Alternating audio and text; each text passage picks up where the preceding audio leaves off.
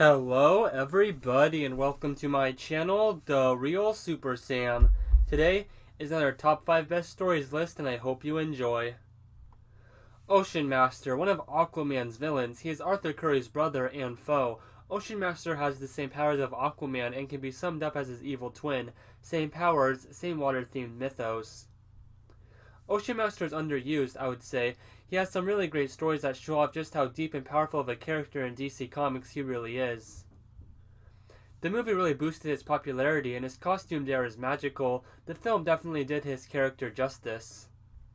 Today, listing off Ocean Master's top 5 greatest stories, and here we go. Number 5. Master's Watery Grave. A 2-issue story published in Aquaman Sword of Atlantis issues 44 and 45. During the Sword of Atlantis story, Ocean Master is in a new story, but this time it's not the original Aquaman fighting him, but Arthur Joseph Curry, with no personal relation to Aquaman and Mera.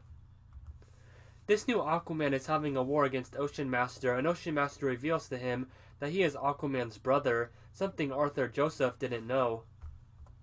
Now Arthur Joseph is being hunted by Ocean Master. Orm doesn't believe Joseph has what it takes to be the new Aquaman. There is something interesting and some good drama and points with Ocean Master and the care and respect he has for his brother Aquaman, even though they're enemies. At the end of issue 44, Ocean Master stabs Aquaman in the gut, almost killing him. I would say that is him showing all his hate he has for his brother, knowingly punishing this fate successor to Aquaman. This is a great adventure that has Ocean Master as the villain and in a new costume. This is a little bit of a boring Aquaman story, but Ocean Master really leads the best parts and the suspense and excitement to go to the next page. Number 4. My Brother's Keeper. This is a one-shot issue, Aquaman issue 63. Ocean Master is back to get something from underneath Atlantis, and while returning to Atlantis, he's aiming to kill his brother Aquaman. They meet up and Ocean Master reveals that he has come to get a hidden death ray so he can use it to kill Aquaman.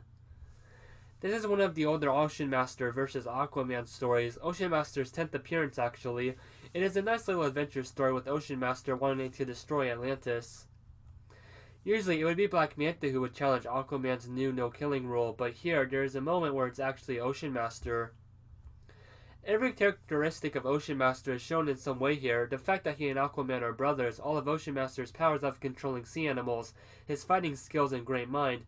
It is a great short representation of the Rogue. This was the best Ocean Master story from the Silver and Golden Age of comics, and if you like Ocean Master or even Aquaman, I would suggest this one-off issue to read. Number 3. New Fish. A one-shot during Forever Evil Month, Aquaman issue 23.2 was turned into Ocean Master issue 1. Today, Ocean Master is in Bel Rev and is meeting with his lawyer after Aquaman New 52 Volume 3 Throne of Atlantis. He says this doesn't concern him at all, even though it's the death sentence for him. He says the land's law doesn't matter. Then, a security guard comes in to give Orm some water, since he needs it every few hours or he'll get sick. Then, the crime syndicate causes the massive breakout at Bel Rev, and everyone, including Black Manta and King Shark, who we see, escape with Ocean Master, who gets his costume back. When Orm gets outside, he sees the security guard who helped him injured and bleeding out because of the escapees. Ocean Master stops to give him a hand. This is one of the two most important character moments for Ocean Master in this issue. Instead of doing what is obvious to us, lift the guy up and put him in an ambulance, he puts his hand over his mouth and suffocates him to death. Ocean Master stopped his suffering, in his eyes, he did the right thing. He then leaves and walks to the ocean to go back to rule Atlantis. While walking, he runs into a mother and son who are getting attacked by escaped inmates, but Ocean Master doesn't care. All he worries about is the ocean. At the start, hints at the duality of Ocean Master, since the guard can see both sides to the Atlantis war Ocean Master caused. He argues and ignores the mom pleading for Ocean Master to help her son. The rules are softer on land and sea, and for that, Ocean Master seems to either hate or pity humans more. The second most important moment here is the last page, when Orm decides to run back to land to help the mom and her child. Maybe Ocean Master can see universal bads that affect the surface world. This issue shows that Ocean Master is able to do more than just be a typical supervillain, and maybe even change his ways for the better. Number 2. Mera, Queen of Atlantis. A 6-issue miniseries, this story is as much about Mera as it is the Ocean Master. The story begins with Ocean Master's new life on land being explored. Him, the lady and her son he helped from his solo story are now together. Orm has given up his old life at Atlantis and is now happy with a family all on his own. But now Atlantis needs a leader, and Orm has to come back as the Ocean Master to save it. Mera then finds Orm and the two talk about their lives. Mera then is reminded of Ocean Master's attack on Boston in the New 52 appearance, and tells him he doesn't need to go back. Atlantis has a ruler, a queen, her. The talk leads to a fight between Ocean Master and Mera, and the rage of Ocean Master is one of the most dangerous receiving ends you can be on. The fight ends when his son and wife run up to him, questioning him on leaving back to Atlantis or not.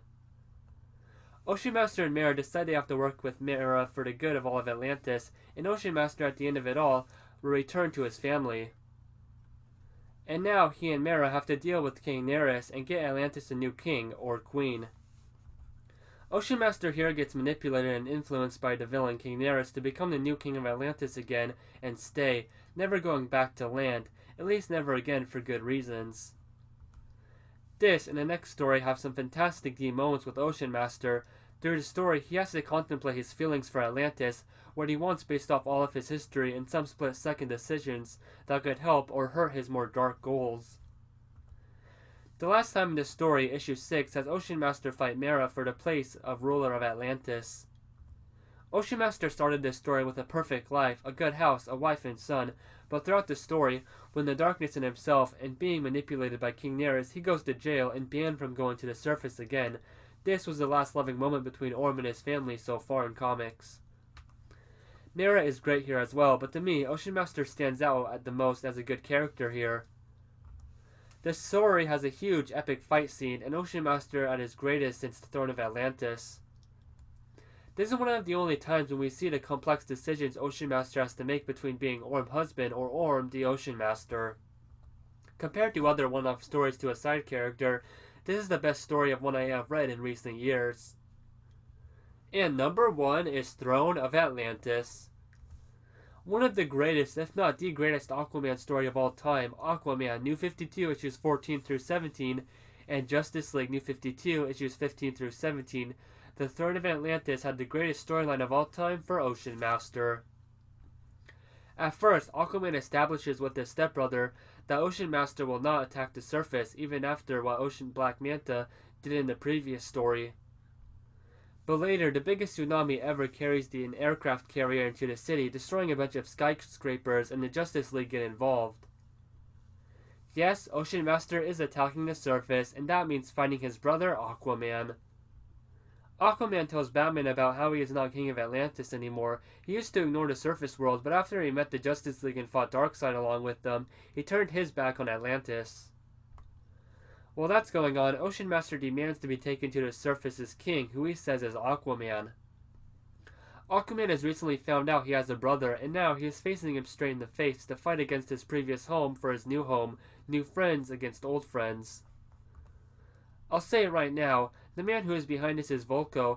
He has the Ocean Master's scepter. He is doing this because while Aquaman left Atlantis, Atlantis turned against him. Getting them into the biggest war ever is how he gets his revenge. This is one of the biggest events of the New 52, the whole Justice League fighting Atlantis and the Ocean Master. The artwork is beautiful here and tells a story all by itself. Ocean Master here first interacts with humans and it leads to a scary moment. The best part about Ocean Master's writing here is we see he doesn't mean to be psychotic against the surface world. It's what he has grown up believing and is even tricked to coming up here. He isn't going out of his way to attack humans specifically, it's just the consequences of war. When Orm learns it was Volko who tricked him, he says it only confirmed his hate for the surface world and why humans are dangerous. There's a really nice moment from Ocean Master when he yells at the Atlantean guard to refuse Arthur Curry. But the Atlantean guard wouldn't go up to the surface to bring Arthur Curry back. That's why he became king of Atlantis and made his army. But then Arthur came back to Atlantis. He wept again because he loved his brother Aquaman. But now that Aquaman is fighting for the surface, he has betrayed his brother, and Orm will win this war without any hesitation now to protect Atlantis. His brother is now dead to him. And Aquaman is the opposite. He doesn't want the crown because he doesn't want to be alone. Orm did this to protect the people of Atlantis, but the law on land, which Aquaman seems him to, doesn't care. putting Ocean Master in Bell Rev. This was the best Ocean Master story out of all of them. He had great character, a great action story, and a really good ending. This is why it takes the #1 spot out of all of them. In the future, I would like to see Ocean Master become the sort of Loki to the DCEU, if that's still going to happen. I'm glad he was in Young Justice, and the comics are handling him well. The loving rivalry between Aquaman and his second greatest enemy are what I can look forward to in any of Orm's comic appearances. With that said, thank you for watching. Please remember to like, comment, and subscribe. Bye guys, and have a good day.